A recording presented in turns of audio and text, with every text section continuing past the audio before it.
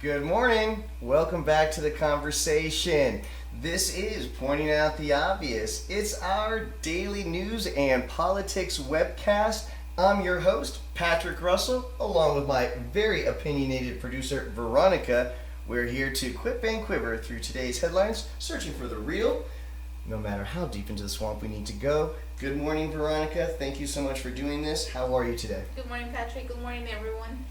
Thank you for joining us today.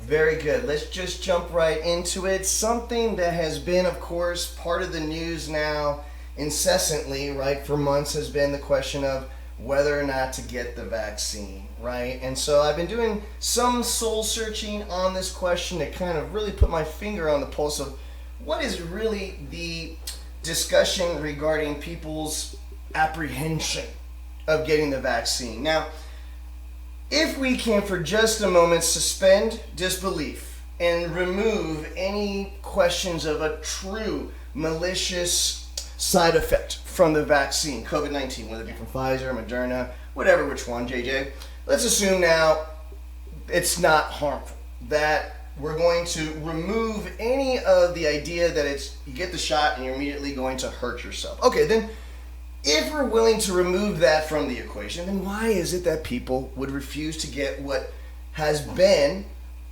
promoted by all of the health experts of our country and of the world, that it is the way to eradicate this current existential threat, this current epidemic, is to get vaccinated? And you know the answer they came up with? It's the rebel heart. The rebel heart of the United States citizens. Now remember, the rebel heart is the reason why we broke away from Britain. The rebel heart is the reason why we got California and Texas from Mexico. Shoot, the rebel heart is the reason why our country is from sea to signing sea. So I understand and respect and cherish the rebel heart of our country. But you know how they say you can have too much of a good thing? Yeah. Well, there you go.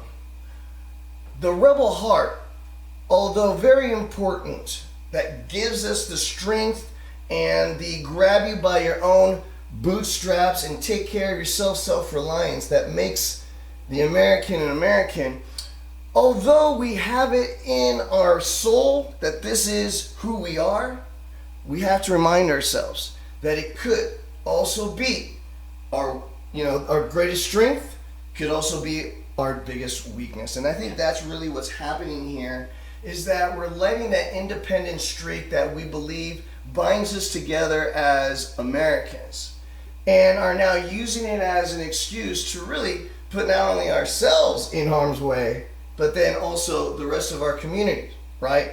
Say what you want about some of the dangers that are out there. We know for a fact that right now the vaccinated are very few hospitalizations. Even if you want to believe that the vaccination won't prevent you from being infected, sure, but it'll prevent you from going to the hospital. It'll prevent you from taking up an ICU bed and some valuable resources from other neighbors that could very well need them.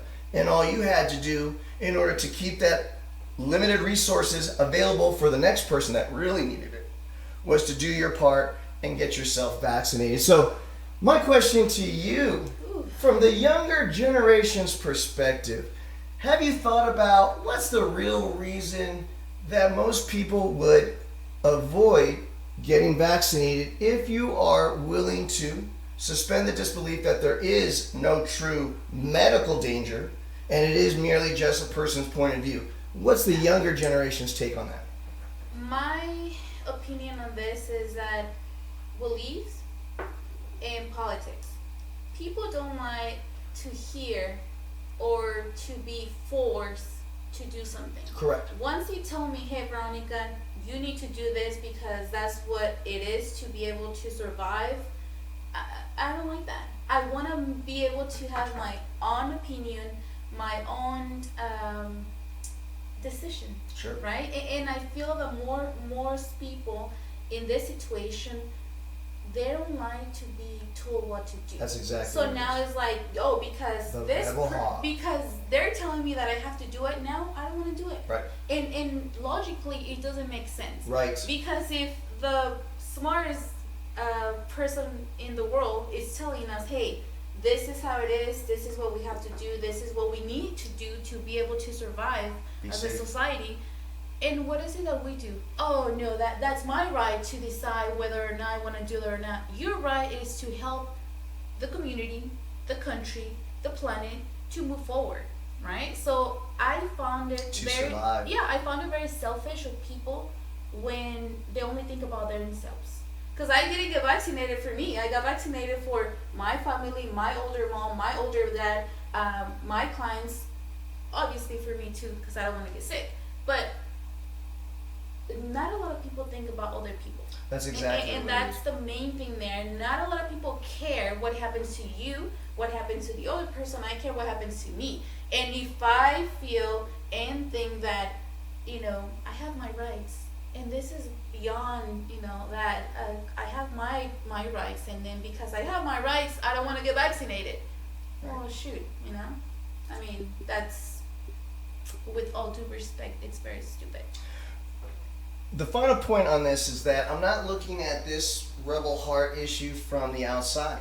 To be honest with you, I think I was raised in the house with a very strong rebel heart. My dad, born in Ohio, salt of the earth kind of a guy, ran to join the Marines in his teens, very independent, was a red-blooded, or I should say, hardcore. Well, yeah, he's a red-blooded Republican, I guess I should finish that term, but there's a strong sense that as a party man, you probably would have voted for Trump if he was still with us. I'll have to admit that. That's the kind of rebel heart I grew up with. Now, knowing that, I still can balance that with the weights of the future and the concerns that if I want my civil liberties today to be protected, I can't play this game like checkers and making one move at a time. And if I don't get reciprocated, then it's not a good move.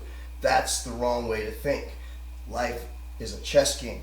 You have to believe that the move you make now will 3 moves from now be where you want to be to protect not only your own interests, your own life, but that of the loved ones as well. I really believe that. So play this game as a game of chess, not a game of checkers. Okay, everyone, please, by all means, use the comments below to add your voice to the conversation. Subscribe to the show. We'll be doing this on a daily basis, and we'd love to hear your thoughts. As always, great job, Veronica. Guys, regardless of what comes your way, regardless of what opportunities or challenges that come through today, just remember one thing: give them hell. All right, everybody, have a great day.